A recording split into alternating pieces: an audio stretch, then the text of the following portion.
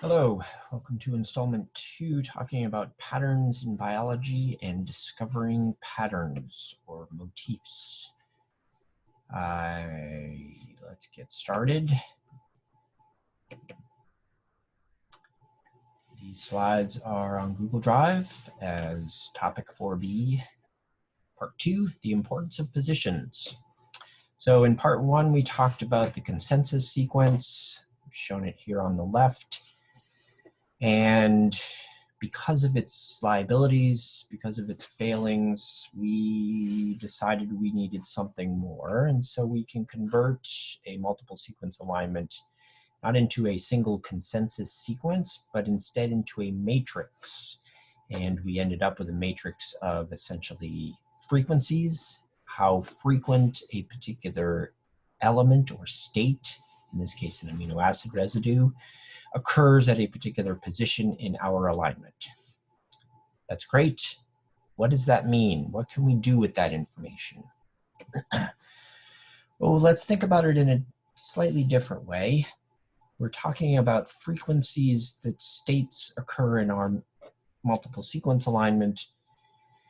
We can also think about those positions as containing some level of uncertainty.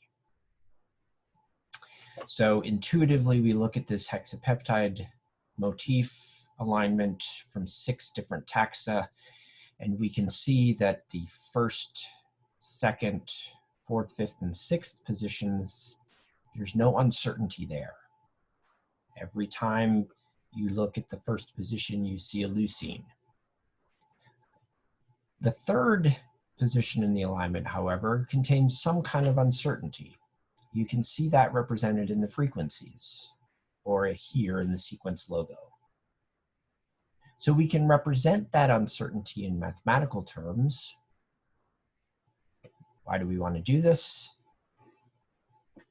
We want to do this, of course, because it is a key step in bioinformatics. We convert biology, we convert uncertainty in particular motifs into a language that the computer can work with.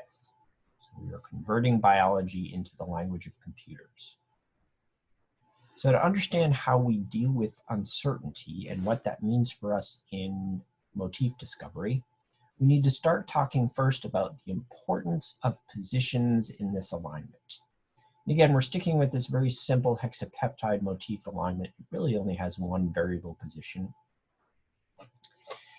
And a key question in this motif is how important are the positions in the motif? How important are these 6 positions in defining the motif, the functional pattern that we are interested in as bioinformaticians?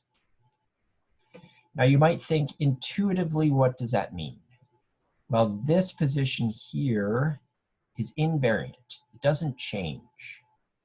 So from a biological perspective, we say that there's strong selective pressure to maintain a leucine in this position. All of these taxa have maintained a leucine here in the face of random mutations. So intuitively, we would say that that's an important position in this motif. Same thing for the other invariant positions. We would assign them a high importance. Position number 3 has some variability in it. As a biologist, we would assign that position somewhat lower importance to this motif. In other words, the motif can handle substitutions at this position and still be a functional motif. So I've done a crude little intuitive importance bar chart down here for each position. We assign that one slightly lower importance. Very intuitive, very human approach to it. We put it another way, we can ask how much information do we need to describe the pattern at each position? We're going to call that self-information. How much information is at that particular position to describe it? And as we'll see, the importance of a position is directly related to this self-information. How does that work? Let's think about it in terms of bits.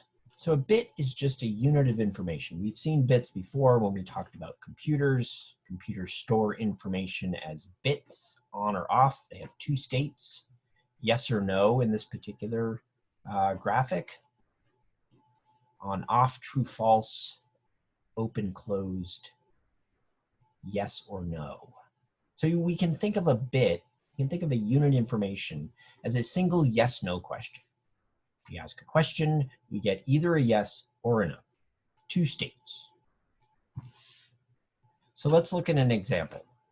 Let's take a system that has four equally likely states, and we'll call these states A, C, T, and G. Through no coincidence, these are the nucleotides in a DNA strand, four possibilities of a base at a particular position in a DNA strand. Now we're given some variable x, and we're told that that x is one of these four states. We don't know which one. How many yes-no questions do we need to ask in order to find the value of this x, given it is one of these four states? Let's walk through them. First question we can ask, is x A or G? If the answer is yes, yes, x is either A or G, we can ask a second question, is x A? If that answer is yes, then we know what x is. If that answer is no, then it must be the other one, which is G. Similarly, if the answer to question one is no, x is not A or G, then we can ask if it's C, it must be either C or T, and that gets us to, again, a definition of x. That took two yes-no questions. So we have four states, we have a variable x that is one of these four states. We can determine the exact value of x with two questions. So we say there are 2 bits of information encoded here. 2 yes-no questions equals 2 bits of information.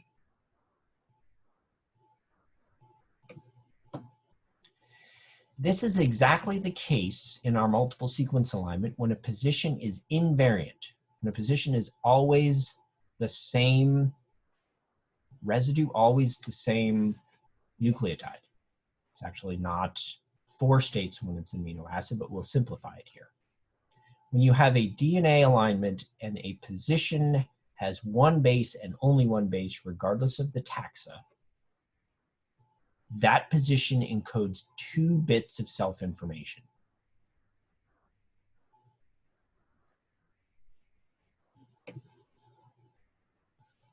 Okay, if we continue to think of a bit as a single yes-no question, when a position varies, let's say, for example, a position contains only A's and G's, we still have 4 states, but now we're given a variable x that is in 2 of these states.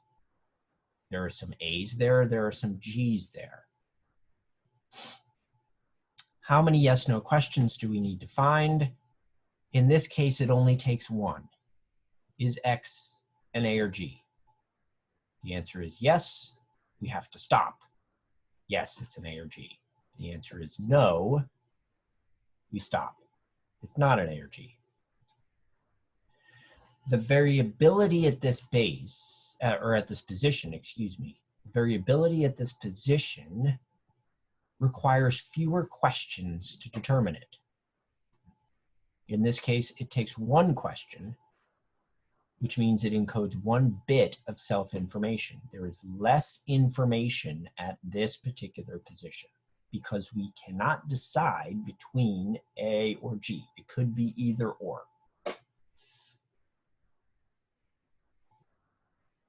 Taking it to its natural conclusion, if there is a position that has A, C, T, and G in equal likelihood, equal probability, equal frequency, then that encodes 0 bits of information. We need no yes-no questions to determine that this includes A's, C's, T's, and G's.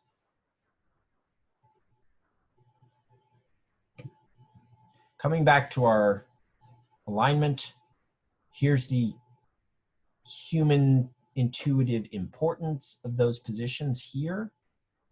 Here's what we just calculated in self-information.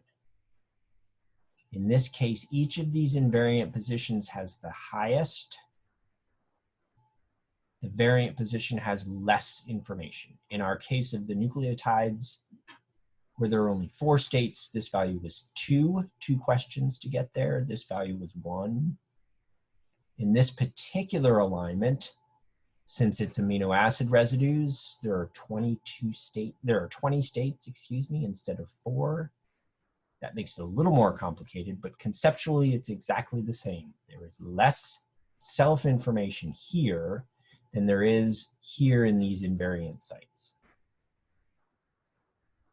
Okay, that's importance of positions, and we can use that importance when we go to compute on motif discovery. Stay tuned for the next part in this patterns in data series, and we'll talk about how do we calculate importance for computers. Thank you, and see you next time.